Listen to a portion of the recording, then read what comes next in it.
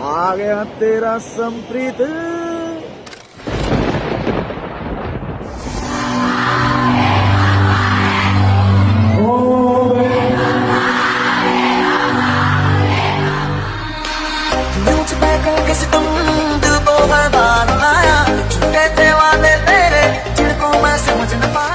बड़ा धमाका होगा जी, बड़ा धमाका।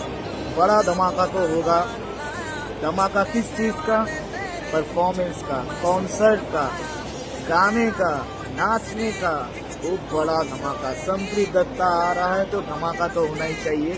बड़ा धमाका करेंगे, फुल एंजॉय करेंगे, नाचेंगे, गाएंगे, झूमेंगे, बहुत मस्ती करेंगे, लेकिन आप सभी के साथ।